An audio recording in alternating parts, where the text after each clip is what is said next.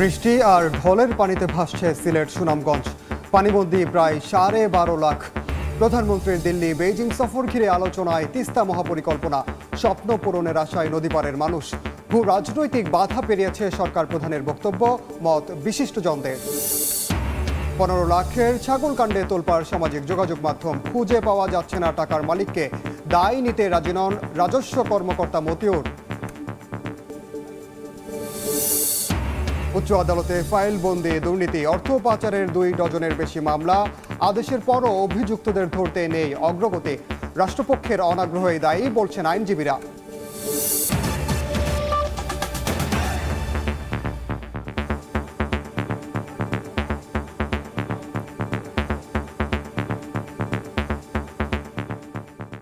সময় সংবাদের সঙ্গে আছি আমি ওমর ইনান। পাহাড়ি ঢলে বিপর্যস্ত সিলেট সুনামগঞ্জে বাড়ছে ভয়াবহ বন্যা আতঙ্ক। বিভিন্ন পয়েন্টে পানি বিপদসীমার উপর দিয়ে প্রবাহিত হচ্ছে।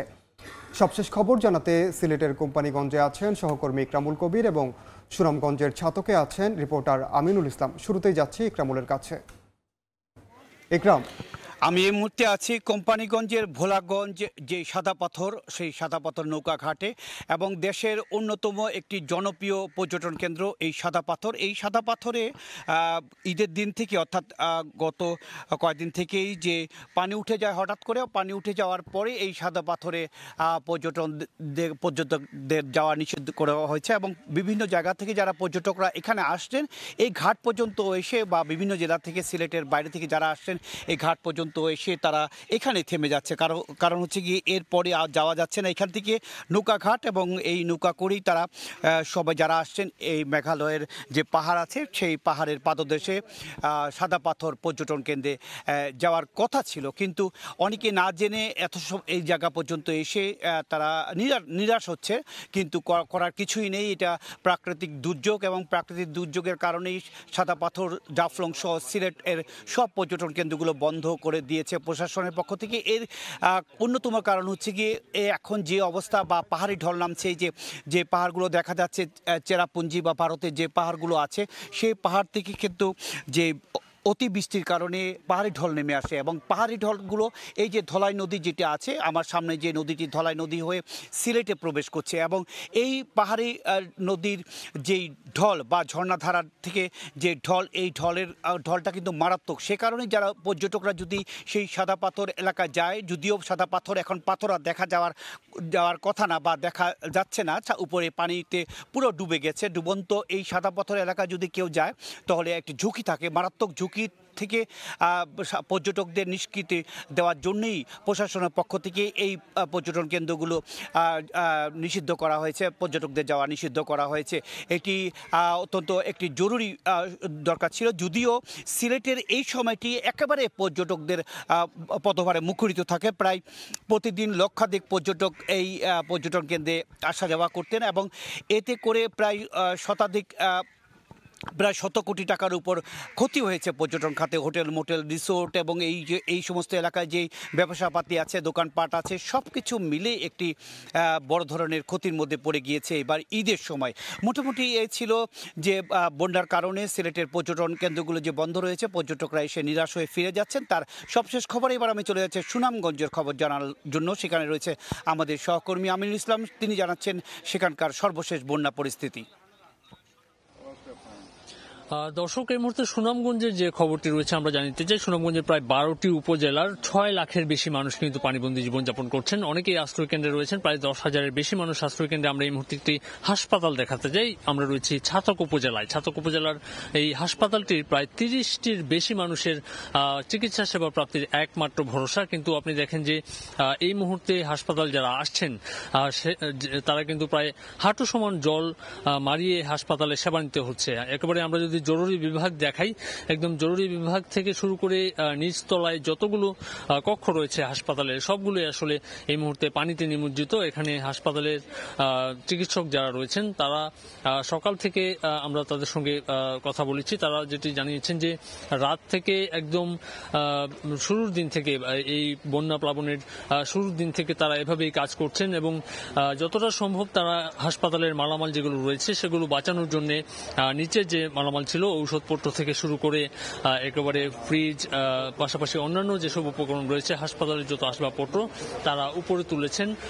তারপরেও এই চিকিৎসা সেবা চালিয়ে নিতে যতটা সম্ভব আসলে তারা চেষ্টা করছেন। আপনারা এই মুহূর্তে জরুরি বিভাগের ছবি দেখছেন। জরুরি বিভাগে কিন্তু এখানে যারা রয়েছেন, যারা রোগী সেবা নিতে আসছেন, তাদেরকে চিকিৎসা দেওয়া হচ্ছে। নিচে পানি, কিন্তু উপরে তারা কাপড় যতটা সম্ভব বাঁচিয়ে, তাদের মালামাল বাঁচিয়ে তারা চেষ্টা করছেন এই সেবা চালিয়ে নিতে।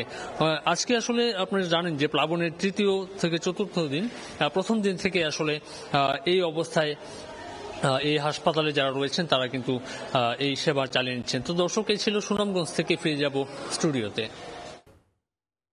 সরাসরি যুক্ত ছিলাম সিলেট ও সুনামগঞ্জে। প্রধানমন্ত্রীর দিল্লি ও বেইজিং সফরে দ্বিপাক্ষিক বৈঠকে তিস্তা মহাপরিকল্পনা ইস্যু আলোচনার অন্যতম গুরুত্বপূর্ণ বিষয় হতে পারে বলে প্রত্যাশা তিস্তা আন্দোলনের নেতাদের। তাদের মতে, তিস্তা নিয়ে নদীপাড়ের মানুষের দীর্ঘ সময়ের যে স্বপ্ন, তা এই সফরের মধ্য দিয়ে পূর্ণতা পেতে পারে। একই সঙ্গে সংসদে এই প্রকল্পে চীনা বিনিয়োগ নিয়ে প্রধানমন্ত্রীর বক্তব্য ভূ রাজনৈতিক বাধা ডিঙিয়ে নতুন প্রত্যাশার পালক যুক্ত করেছে বলেও মনে করেন তারা। শাকিল মাহমুদের ক্যামেরায় নাজমুল ইসলাম নিশাতের রিপোর্ট। দ্বাদশ জাতীয় সংসদ নির্বাচনের আগে ঢাকায় নিযুক্ত চীনের রাষ্ট্রদূত বলেছিলেন, নির্বাচনের পর তিস্তা প্রকল্পের প্রক্রিয়া শুরু হওয়ার বিষয়ে তিনি আশাবাদী। আর নির্বাচনের ঠিক পরপরই পররাষ্ট্রমন্ত্রী হাসান মাহমুদের সাথে হওয়া এক বৈঠকের পর চীনের রাষ্ট্রদূত সাংবাদিকদের জানান, বাংলাদেশ চাইলে তিস্তা প্রকল্পের কাজ শুরু করার বিষয়ে চীন তৈরি আছে। সম্প্রতি সংসদে কুড়িগ্রাম 2 আসনের এমপি হামিদুল হক খন্দকারের এক প্রশ্নের জবাবে প্রধানমন্ত্রী শেখ হাসিনা জানান, চীনের কাছে তিস্তা মহাপরিকল্পনার জন্য ঋণ চাওয়া হয়েছে। আর চীন সরকারের নির্দেশনা মোতাবেক গত বছরের 27 আগস্ট ফিজিবিলিটি স্টাডি রিপোর্ট সংশোধনের প্রস্তাব বাংলাদেশ পানি উন্নয়ন বোর্ডে পাঠিয়েছে। এরই পরিপ্রেক্ষিতে পরবর্তী কার্যক্রম বাস্তবায়ন করা হবে। প্রধানমন্ত্রীর এই বক্তব্যকে খুবই ইতিবাচক হিসেবে দেখছেন অধিকার কর্মীরা। প্রধানমন্ত্রী যখন পার্লামেন্টের মধ্যে সে আস্থাটা আমাদের আছে, কিন্তু এইটা যেন দীর্ঘায়িত না হয়। অধিকার কর্মীদের প্রত্যাশা, প্রধানমন্ত্রীর কূটনৈতিক তৎপরতার মধ্য দিয়ে দুই দেশের সাথে সম্পর্ক উন্নয়নের মাধ্যমে দীর্ঘদিনের আকাঙ্ক্ষিত তিস্তা মহাপরিকল্পনা বাস্তবায়নের দিকে এগিয়ে যাচ্ছে। আশা করি চীন থেকে ফিরে এসে আগামী শুকনো মৌসুমেই খুব দ্রুততার সঙ্গে এই তিস্তা মহাপরিকল্পনা কাজ শুরু করবেন। গত বছরের 2 আগস্ট রংপুর জেলা স্কুল মাঠে এক জনসভায় প্রধানমন্ত্রী শেখ হাসিনা ঘোষণা দিয়েছিলেন, রংপুরের মানুষের দীর্ঘদিনের দাবি তিস্তা মহাপরিকল্পনা বাস্তবায়ন করবে তার সরকার। আমাদের তিস্তা মহাপরিকল্পনা, সেটাও আমরা বাস্তবায়ন করব। নাজমুল ইসলাম নিশাত, সময় সংবাদ, রংপুর। এক ছাগল কাণ্ডে তোলপাড় সামাজিক যোগাযোগ মাধ্যম। ছাগলটির মালিকানা নিতে রাজি নয় কেউই। 15 লাখ টাকার ছাগল কেনার সঙ্গে জড়িত রাজস্ব কর্মকর্তা মতিউর রহমান বিষয়টি অস্বীকার করেছেন। ছাগলটির সঙ্গে ভিডিও করে ভাইরাল ইফাত তার ছেলে নয় বলেও দাবি করেছেন তিনি। আর সাদিক এগ্রো বলছে, ছাগলটি কেনার জন্য 1 লাখ টাকা বায়না দিলেও সামাজিক যোগাযোগ মাধ্যমে আলোচিত হওয়ার পর আর তা কেনেননি তারা। নিবিড় সাহার রিপোর্ট। কোরবানি শেষ হলেও থামছে না এক ছাগল কাণ্ড। বর্তমান সময়ে সামাজিক যোগাযোগ মাধ্যমে রীতিমতো তোলপাড়। ঘটনার সূত্রপাত ঈদের সপ্তাহখানেক আগে। 15 লাখ টাকা দামের ছাগল 12 লাখ টাকায় কিনে ভাইরাল হন ইফাত। পরে জানা যায় তার বাবা রাজস্ব কর্মকর্তা। সরকারি চাকরি করে কিভাবে এত টাকা দামের ছাগল কিনলেন তা নিয়ে শুরু হয় নানা আলোচনা। ছাগলকাণ্ডের বিষয়টি জানতে বুধবার ধানমন্ডিতে ইফাতের বাসায় যায় সময় সংবাদ। ধানমন্ডির 8 নম্বর রোডের ইম্পেরিয়াল সুলতানা ভবনের 5ম তলায় থাকেন ইফাত। ইফাতের ফ্ল্যাটে গিয়েও পাওয়া যায়নি তাকে। হেরাই আসলো আবার চলে গেল। কে পরিবারের থেকে? হেরা কয়জন কি এটা তো আমি জানি না। পরিবারের কয়জন, হেরা কয়টা ভাই কয়টা বোন, হ্যাঁ তো আমি চিনি না। আচ্ছা, চলে গেছে কবে?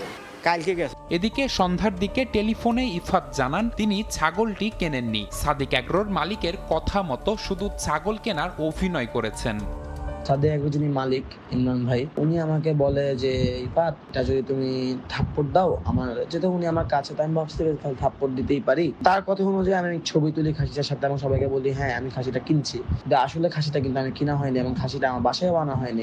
সত্যিটা কি? সাদিক এগ্রোতে গিয়ে ছাগলটিকে বাঁধা অবস্থায় দেখা যায়। তারা বলছেন ইফাত ছাগলটি কেনার জন্য 1 লাখ টাকা বায়না দিলেও সামাজিক যোগাযোগ মাধ্যমে আলোচনার পর আর নেননি। এবার সিনে ইফাতের কথিত বাবা রাজস্ব কর্মকর্তা মতিউর রহমান। তার দাবি, ছাগল নিয়ে ভাইরাল হওয়া ইফাত তার ছেলে নন, এমনকি তার কোনো আত্মীয় স্বজনও নন। আমি নিজেও খুব সারপ্রাইজ, এমন ভাবে ট্রোল হচ্ছে যেটা আমার তো ফ্যামিলির জন্য, আমার ছেলে তো জীবনে কোনোদিন মনে করেন গরু কেনা তো দূরে, একটু ডিফারেন্ট টাইপের আর কি। তথ্য বলছে এনবিআর সদস্য মতিউর 2টি বিয়ে করেছেন। প্রথম স্ত্রী তার ক্লাসমেট লায়লা কানিজ। তিনি বর্তমানে নরসিংদীর রায়পুরা উপজেলা পরিষদের চেয়ারম্যান। তাদের এক ছেলে ও এক মেয়ে রয়েছে। অন্যদিকে দ্বিতীয় স্ত্রীর সন্তান মুশফিকুর রহমান ইফাত। ফেসবুকেও তার বাবা মতিউর রহমানের সঙ্গে ইফাতের যুগলবন্দি বেশ কয়েকটি ছবিও পাওয়া গেছে। নিবিড় সাহা, সময় সংবাদ, ঢাকা। দীর্ঘদিন ধরে উচ্চ আদালতে ফাইলবন্দি দুর্নীতি ও অর্থ পাচার সংক্রান্ত অন্তত 2 ডজনের বেশি মামলা। দুদকের আইনজীবী বলছেন, এই সালুম বিষয়ে সর্বোচ্চ আদালতের এক আদেশের কারণে মুখ থুবড়ে পড়েছে দুর্নীতি সম্পর্কিত অন্য মামলার শুনানি। কানাডার বেগমপাড়ায় দেশীয় সাহেব কারা করছেন অর্থ পাচার। সুইচ ব্যাংকেই বা আছে কাদের টাকা? 4 বছর আগে এসব তথ্য চেয়েছিল দেশের উচ্চ আদালত। শুনানিও হয় কয়েক দফায়, জমা পড়ে কয়েকটি প্রতিষ্ঠান ও ব্যক্তির নাম। এরপর আর কোনো অগ্রগতি নেই, হয়নি চূড়ান্ত নিষ্পত্তিও। উচ্চ আদালতে এমন প্রায় 2 ডজন দুর্নীতি ও অর্থ পাচার সংক্রান্ত মামলা দীর্ঘদিন ধরেই শুনানির অপেক্ষায়, যার মধ্যে রয়েছে স্বপ্রণোদিত আদেশ ও রিট পিটিশন। কবে শুনানি হবে জানে না কেউ। এমনকি পানামা প্যারাডাইস পেপারে নাম আসা ব্যক্তিদের বিষয়ে তদন্তের কোনো অগ্রগতি নেই। দুর্নীতির বিরুদ্ধে সোচ্চার আইনজীবীরা এর নেপথ্যে তদন্তকারী সংস্থাগুলোর উদাসীনতাকে দেখছেন। তদন্তটি তো আসলে কোর্ট করবেন না, আলটিমেটলি করবেন হচ্ছে BIFU, CID, anti corruption commission, NBR. তালিকাটি প্রাপ্তির পর মাননীয় আদালত পরবর্তীতে নির্দেশ দিয়েছিলেন যেন তাদের বিরুদ্ধে তদন্ত করা হয়। এই 2 বছর বা 2.5 বছর সময়ে তারা কি তদন্ত করলেন, এর কোনো অগ্রগতি আমরা এখন পর্যন্ত দেখতে পাই না। যে 2 ডজন দুর্নীতির অভিযোগের তদন্ত থেমে আছে, তার অধিকাংশ এসেছিল গণমাধ্যমের রিপোর্ট দেখেই স্বপ্রণোদিত হয়ে তদন্তের আদেশ দিয়েছিলেন উচ্চ আদালত। তাহলে কেন নিজের দেয়া আদেশের অগ্রগতি কতটুকু, এ বিষয়ে শুনানি করতে এত বিলম্ব?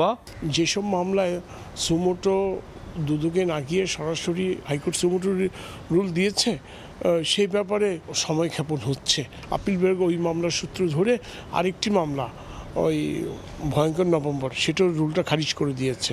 তো কারণ কাজেই যেহেতু একটি সুপ্রিম কোর্টের রায় হয়েছে, তো আদালত হাইকোর্ট বিভাগ বুঝে শুনে চিন্তা ভাবনা করে সময় নিয়ে করতে চাচ্ছে। প্রয়োজনে পৃথক বেঞ্চ করে হলেও দুর্নীতির বড় বড় মামলা দ্রুত নিষ্পত্তির দাবি জানিয়েছেন আইনজীবীরা। মাইনুল আহসান, সময় সংবাদ, ঢাকা। রাজধানীতে আলাদা সড়ক দুর্ঘটনায় 2 জন নিহত হয়েছেন, তবে তাদের নাম পরিচয় জানা যায়নি। পুলিশ জানায় নিহত 2 জনই ভোরে পুরানো পল্টনের রোড ডিভাইডারের উপর ঘুমিয়েছিলেন 32 বছর বয়সী অজ্ঞাত পরিচয় যুবক। এ সময় একটি ট্রাক তার উপর উঠিয়ে দেয়, এতে ঘটনাস্থলেই নিহত হন তিনি। অপরদিকে যাত্রাবাড়ি মেয়র হানিফ ফ্লাইওভারের ব্রিজের উপরে গাড়ির ধাক্কায় নিহত হন 38 বছর বয়সী এক ব্যক্তি। শত চেষ্টাতেও যেন দূষণ থেকে মুক্তি মিলছে না চামড়া শিল্পের, অথচ পরিবেশ বান্ধব হলেই এই খাতের রফতানি আয় রাতারাতি 5 গুণ বাড়ানো সম্ভব। অর্থনীতিবিদরা যখন এমন সম্ভাবনার কথা জানাচ্ছেন, তখন সাভার চামড়া নগরের বেহাল দশার জন্য বিসিকের গাফিলতিকেই দায়ী করছেন পরিবেশবিদ ও ট্যানারি মালিকরা। যদিও বিসিক চেয়ারম্যানের দাবি, দিন দিন ভালো হচ্ছে শিল্পনগরীর পরিবেশ। জিন্নাতারা জশুয়ার রিপোর্ট।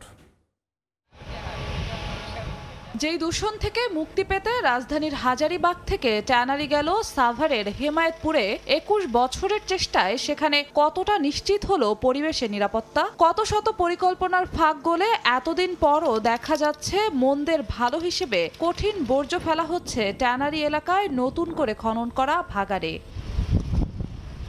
সিইটিপির অক্ষমতায় ধরাশায়ী ধলেশ্বরী হেমায়েতপুরের মাটি ও বাতাস, দাবি খাত বিশেষজ্ঞ এবং পরিবেশবাদীদের। মিথেন গ্যাস বা অন্যান্য ধরনের গ্যাসিয়াস সাবস্টেন্স, যার ফলে কি সেখানে বায়ু দূষণ হচ্ছে। অনেক স্বপ্ন দেখাইছে, কিন্তু স্বপ্নের কোনো কিছু বাস্তবায়ন না হয় আজকে ধলেশ্বরী অবস্থা। পরিবেশের ওপর চালানো এই অত্যাচারের ফল ঠিকই ভোগ করতে হচ্ছে চামড়া শিল্পকে। ইউরোপিয়ান কান্ট্রির বাজারটা আছে, প্লাস আমেরিকার বাজার আছে, কোরিয়ান বাজার আছে, এই বাজারগুলিতে আমরা অ্যাক্সেস করতে পারছি না। বিসিকের বর্তমান চেয়ারম্যান বলছেন, চলমান চেষ্টায় আগের চেয়ে ভালো আছে বর্জ্য ব্যবস্থাপনা। 2টা পুকুর খনন করা হয়েছে সলিড ওয়েস্ট ম্যানেজমেন্ট করার জন্য।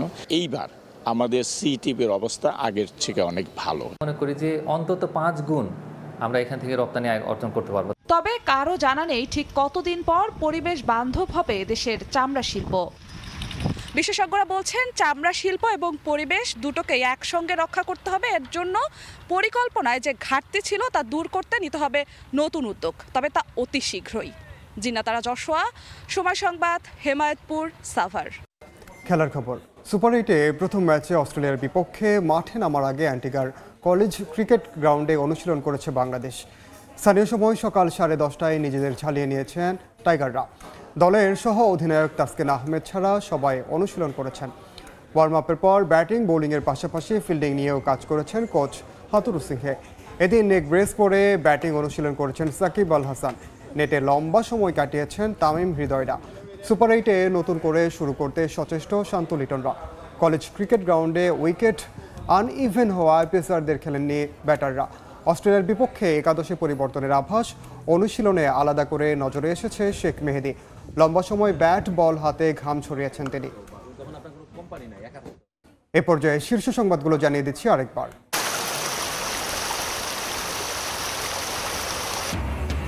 বৃষ্টি আর ঢলের পানিতে ভাসছে সিলেট সুনামগঞ্জ। পানিবন্দী প্রায় 12 লাখ। আশ্রয় কেন্দ্রে বাড়ছে মানুষ। প্রধানমন্ত্রীর দিল্লি বেইজিং সফর ঘিরে আলোচনায় তিস্তা মহাপরিকল্পনা। স্বপ্ন পূরণের আশায় নদী পারের মানুষ। ভূ রাজনৈতিক বাধা পেরিয়েছে সরকার প্রধানের বক্তব্য, মত বিশিষ্টজনদের। এবং 15 লাখের ছাগল কাণ্ডে তোলপাড় সামাজিক যোগাযোগ মাধ্যম। খুঁজে পাওয়া যাচ্ছে না টাকার মালিককে। দায় নিতে রাজি নন রাজস্ব কর্মকর্তা মতিউর।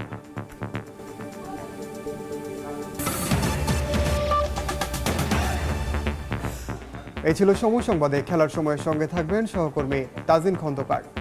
ইনান, আপনাকে ধন্যবাদ। এরপর নিয়ে ফিরছি খেলার সময় নিয়ে, সঙ্গে থাকুন সময়ের।